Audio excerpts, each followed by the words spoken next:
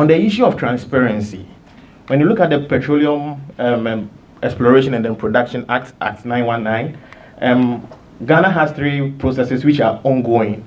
That is the direct negotiation, allocation of oil of blocks to the NOC, and then open and then competitive processes. What we are saying is that there has been some form of sufficient information that has been provided on the competitive tender process. But with the direct negotiations and then allocation with for the NOC, there is not much information. Key finding 2. With regards to publication of vital information on the licensing website, we are all aware that there is a website, www.ghanalr2018.com, which is supposed to be an online repository of information, of data, and one-stop shop to help researchers, people in academia, citizens, and everybody to go there. But what we also realize is that the notices, the statements which have been provided have often emanated from social media. So Facebook, Twitter, and then all that, WhatsApp. So the website is not really serving its full purpose for which it was built. So if I go to this website and then I want information, I would find myself wanting. On the use of discretion by the minister, we also realize that information shared by the ministry so far on petroleum blocks earmarked for direct negotiations indicates that in respect of each block, we received more than one expression of interest.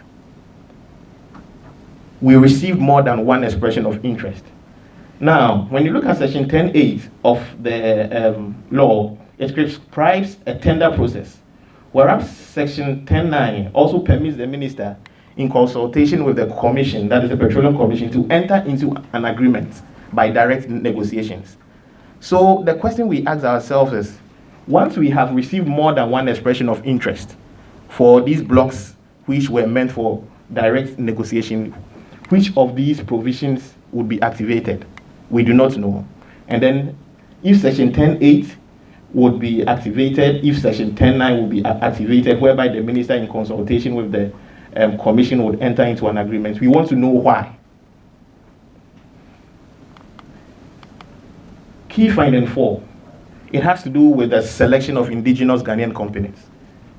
We are saying that there is no selection criteria for indigenous Ghanaian companies who may want to partner companies that may successfully go through the licensing process. And then for us, we believe that this is important to ensure a corrupt-free process. On the channel of communication, we also realize that there is no institutionalized channel of communication between citizens and then the ministry with regards to the licensing rounds.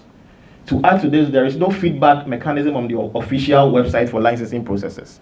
Now, websites are being built to be more interactive. Once you log onto a website, a dialog box pops up, and then you can send a query, and then you receive feedback. You will see some hotlines, some email addresses that you can send requests to, and then information will be provided. But when you do a thorough review of the official website for this licensing round, it is not there. So we are saying that there is no institutionalized channel of communication between citizens and then the ministry. On the issue of beneficial ownership disclosure, there is no information on beneficial owners of companies that were pre-qualified. And then we think this is a worry.